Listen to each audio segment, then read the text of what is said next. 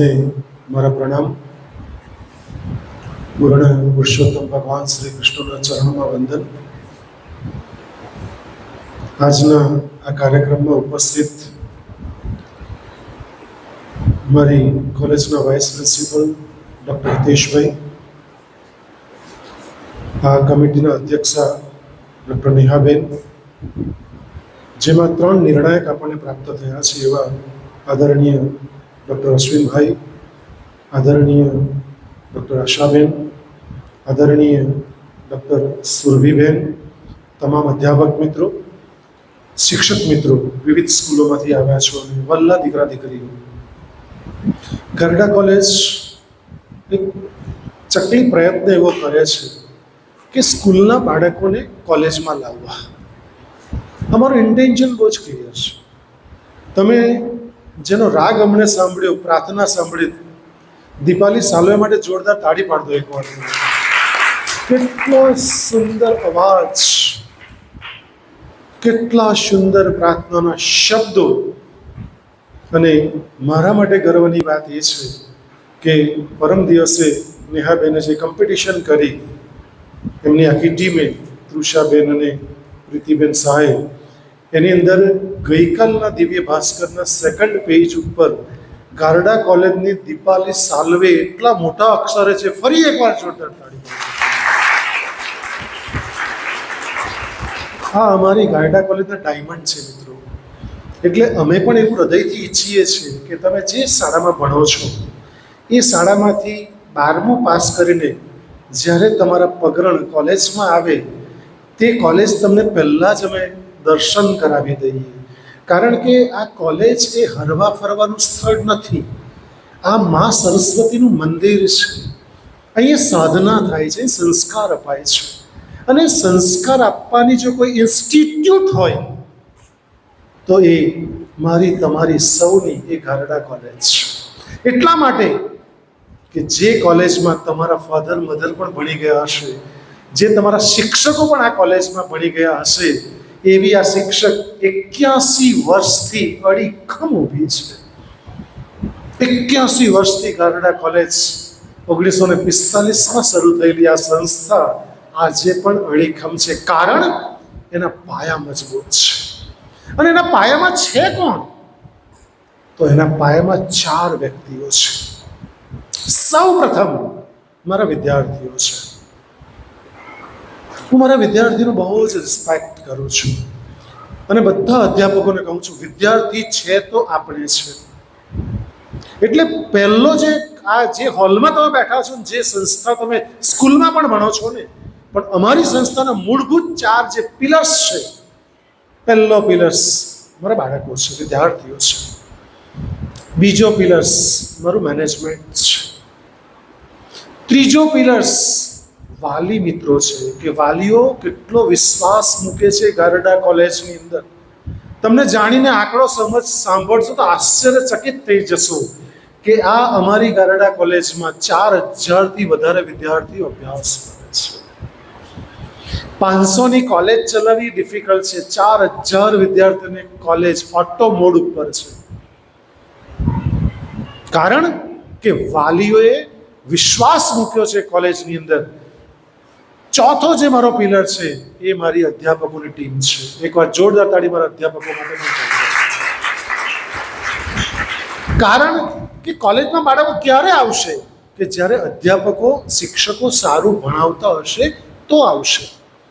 સારા building નહીં, પણ સારું શિક્ષણ, સાચા સંસ્કાર જે આપવામાં આવે છે એ ગારડા કોલેજ છે. મિત્રો, આજે 3 બાબતો સાથે તમારી સાથે કનેક્ટ થવા માંગે છે ગારડા કોલેજ અને એનો સ્ટાફ. પહેલી બાબત છે વક્તૃત્વ સ્પર્ધા. બોલવું તો પડશે જ. બોલ્યા વગર ક્યાંય ચાલવાનું નથી.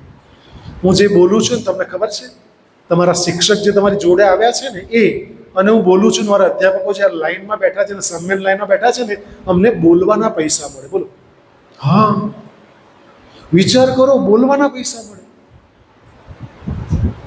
એક કાઉન્સેલર સાયકોલોજીનો 1 કલાકના 10,000 રૂપિયા સુરતમાં લે. શાના?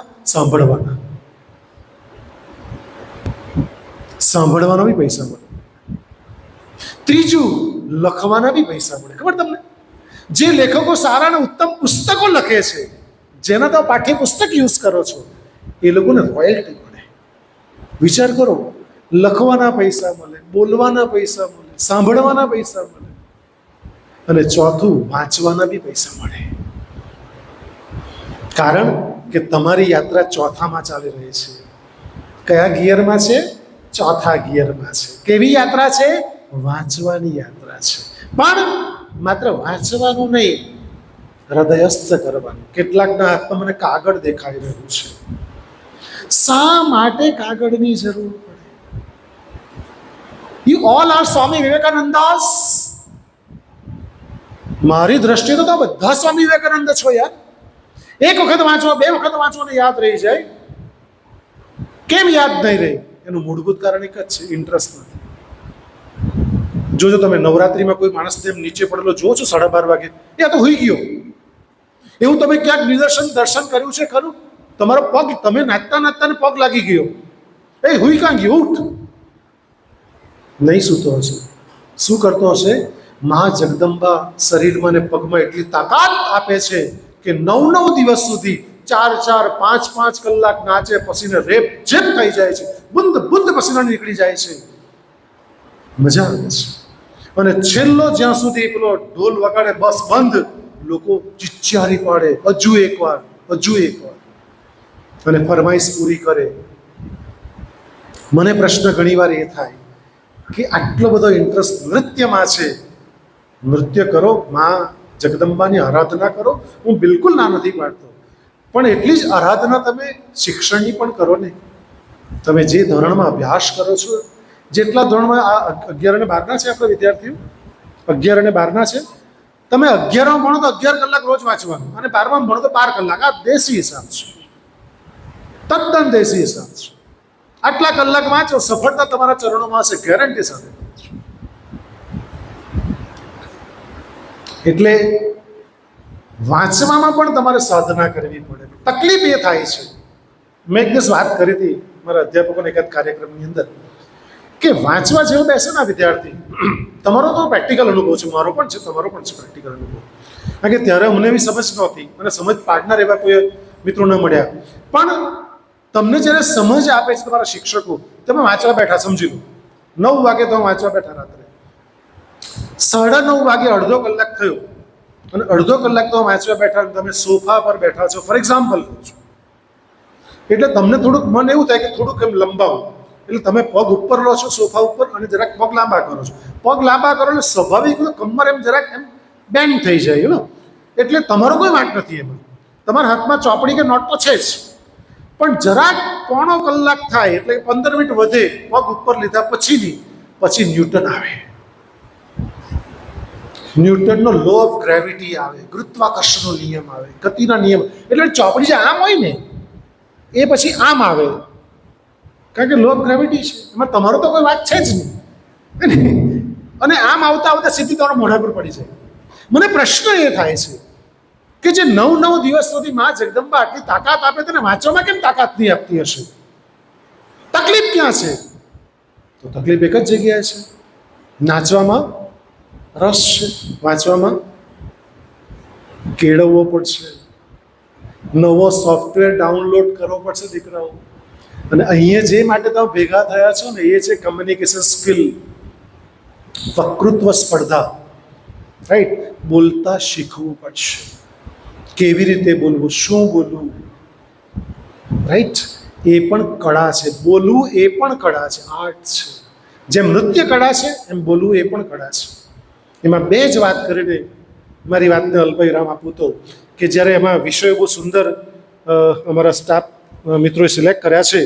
એક તો યુવા શક્તિ રાષ્ટ્રનું નિર્માણ, તાકાત કે પડકાર, અને બીજું ટેકનોલોજી આશીર્વાદ કે અભિશાપ, અને પ્રકૃતિ રક્ષણ અને જીવનનું રક્ષણ.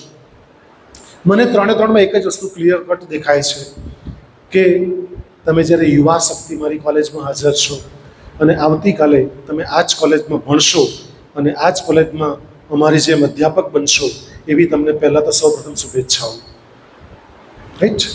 કે કારણ એનું હું તમને કહી દઉં કે તમે જે રીતે બેઠા છો તે રીતે સ્કૂલમાં હું પણ ભણ્યો છું થોડા વર્ષો પહેલાં. અને આ કોલેજમાં પણ ભણ્યો છું. નેહાબેન આ કોલેજના વિદ્યાર્થી છે, હિતેશભાઈ આ કોલેજના વિદ્યાર્થી છે, લગભગ બીજા ઘણા બધા મિત્રો આ કોલેજના વિદ્યાર્થી આજે અધ્યાપક છે, રાઈટ. સી એટલે જે લોકો ગઈકાલે આ કોલેજમાં ભણેલા તે કોલેજમાં હમણાં અધ્યાપક તરીકે ફરજ બજાવે છે. એટલે અમે તમારા માટે એવું ઈચ્છીએ કે તમે પણ આવતીકાલે આ કોલેજમાં ભણો અને અધ્યાપક બનો. એટલે યુવા શક્તિમાં શું તાકાત છે એની એક જ વાત કહું. એક છોકરો જેનું નામ છે ડૉક્ટર સુરેશ હરિરામ અડવાણી, નામ નહીં સાંભળ્યું હોય, બહુ સ્વાભાવિક છે. હું જે બોલું છું બધું નેટ ઉપર અવેલેબલ છે, રાઈટ. તો આ છોકરો, એનો જન્મ થયો 1 ઓગસ્ટ 1947માં, જ્યારે ભારત આઝાદ નહોતો થયો. એનો જન્મ કરાચીમાં થયો, પણ એના ફાધર મધર મુંબઈ આવીને વસે. આ સત્ય ઘટના છે.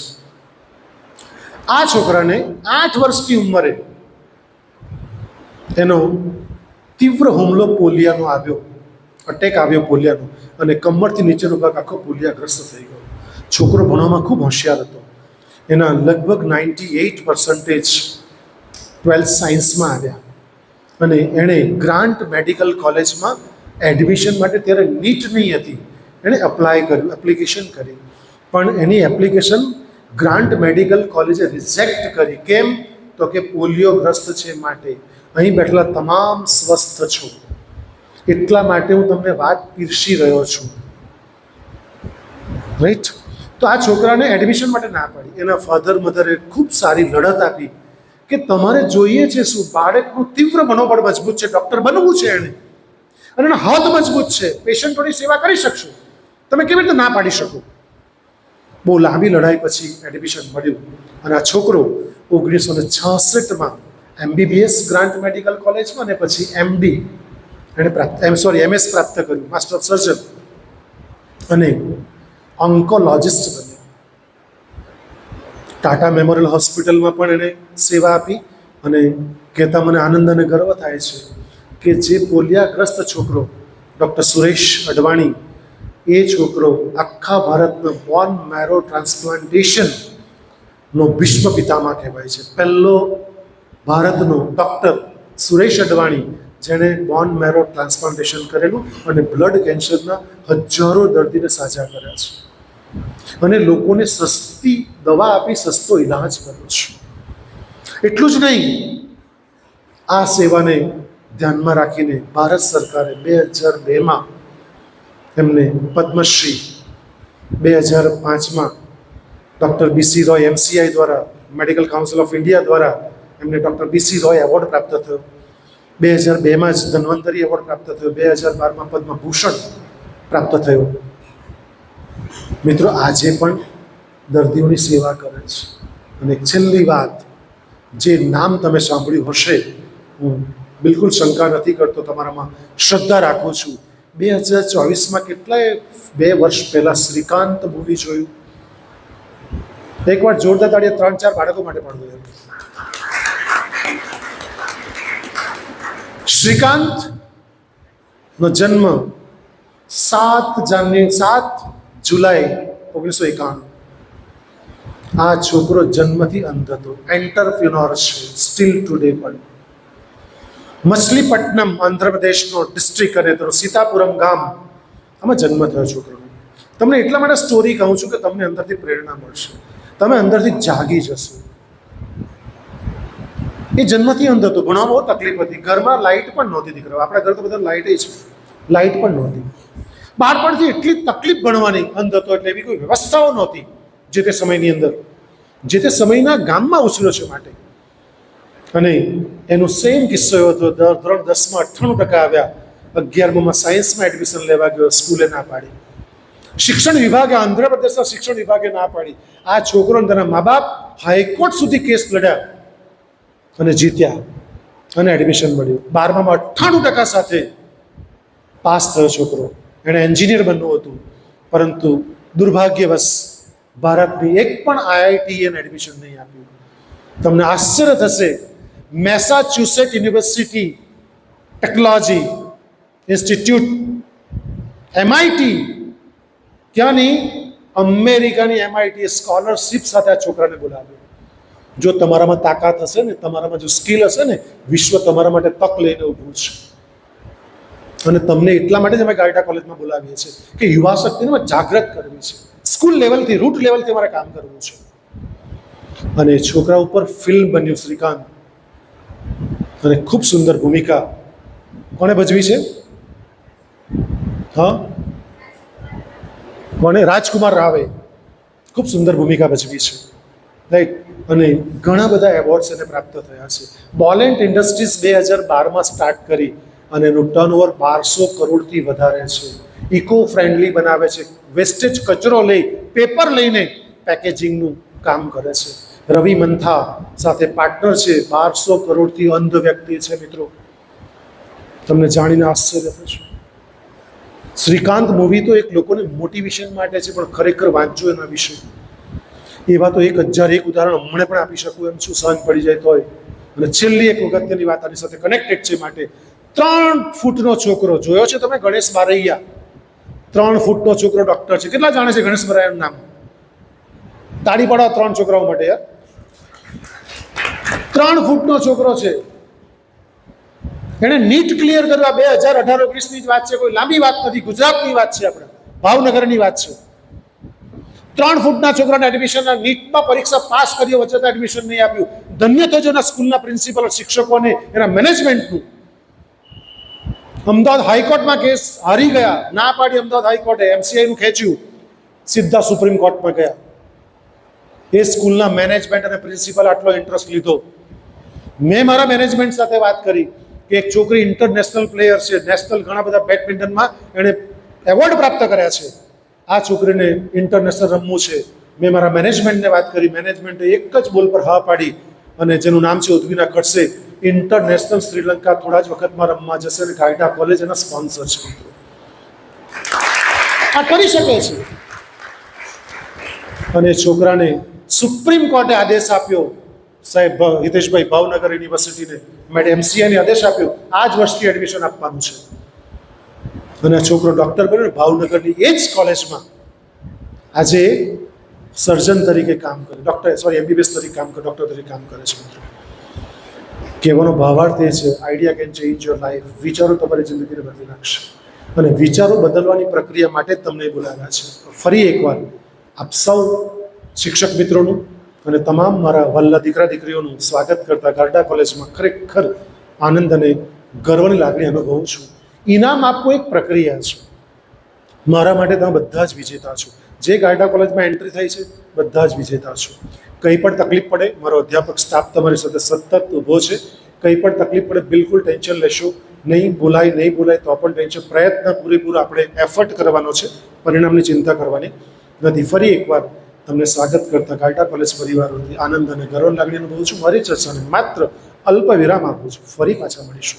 ધન્યવાદ. જય હિન્દ, જય ભારત.